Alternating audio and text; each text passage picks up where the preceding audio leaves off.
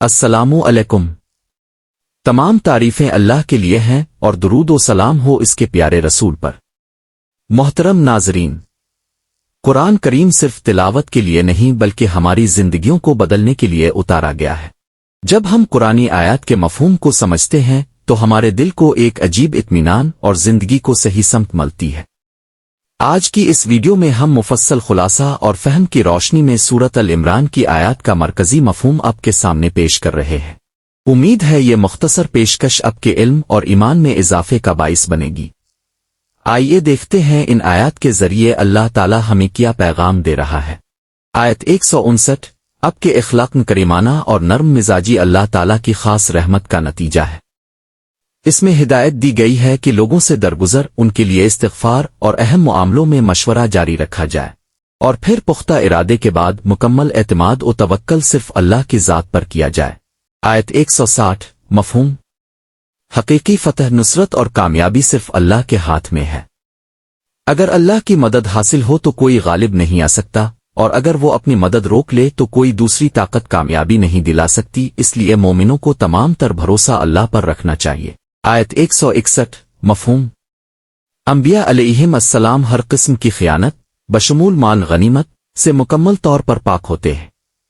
خیانت کرنے والوں کو سخت خبردار کیا گیا ہے کہ وہ قیامت کے دن اپنی خیانت کردہ چیز کے ساتھ حاضر ہوں گے اور ہر شخص کو اس کے عمل کا پورا اور عادلانہ بدلہ ملے گا۔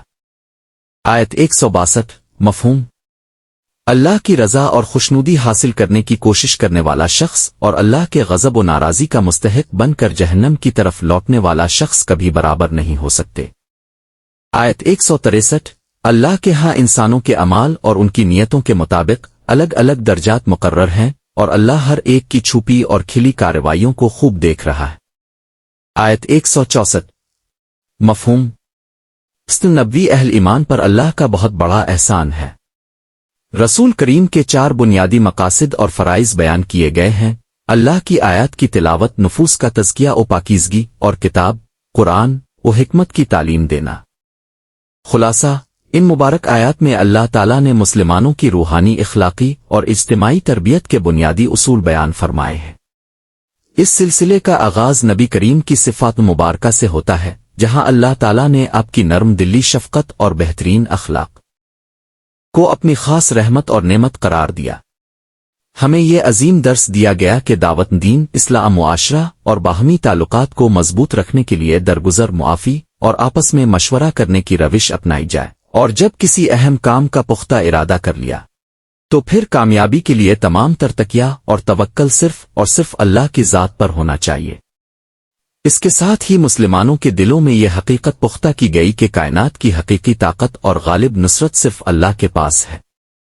اگر اللہ کی مدد ہمارے ساتھ ہو تو دنیا کی کوئی طاقت ہمیں شکست نہیں دے سکتی، اور اگر وہ اپنی نصرت اٹھا لے تو پھر کوئی دوسرا مددگار نہیں بن سکتا۔ لہذا اہل ایمان کا اصل سہارا اور امید کا مرکز صرف اللہ ہی کی ذات ہے۔ آیات کے دوسرے حصے میں ایمانداری، عدل اور آخرت کے احتساب پر زور دیا گیا ہے۔ انبیاء علیہم السلام کی پاکیزہ ذات کو ہر قسم کی خیانت اور خامی سے بالکل پاک قرار دیتے ہوئے یہ واضح فرمایا گیا کہ امانت میں خیانت کرنے والا قیامت کے دن شدید رسوائی کا سامنا کرے گا اور اپنے گناہ کے بوجھ کے ساتھ حاضر ہوگا۔ وہاں عدل الہی کا ترازو قائم ہوگا، جہاں ہر شخص کو اس کی نیت اور اعمال کا پورا بدلہ دیا جائے گا، اور کسی کے ساتھ رائے برابر بھی زیادتی نہیں ہوگی۔ اسی عدل کی بنا پر اللہ کی رضا اور خوشنودی تلاش کرنے والے نیک بندے اور اس کی ناراضی و غضب سمیٹنے والے سرکش افراد کبھی برابر نہیں ہو سکتے، بلکہ اللہ کے ہاں ان دونوں گروہوں کی جزا و سزا اور درجات بالکل مختلف ہیں۔ اس پورے مضمون کا اختتام امت مسلمہ پر اللہ کے سب سے بڑے اور عظیم الشان احسان کے ذکر پر ہوتا ہے، یعنی بسط نبی۔ اللہ نے حضرت محمد کو مبعوث فرما کر انسانیت پر وہ احسان عظیم فرمایا جس کے ذریعے انسانوں کو کھلی گمراہی، جہالت اور اندھیروں سے نکال کر قرآنی آیات کی تلاوت، نفوس کی پاکیزگی اور کتاب و حکمت کی تعلیم سے روشناس کرایا گیا۔ اہم پیغام ناظرین کرام، ان آیات سے ہمیں یہ درس ملتا ہے کہ کامیابی کا راستہ طاقت غرور میں نہیں بلکہ عاجزی، آپسی محبت، باہمی مشاورت اور صرف اللہ کی ذات پر پختہ توکل میں ہے۔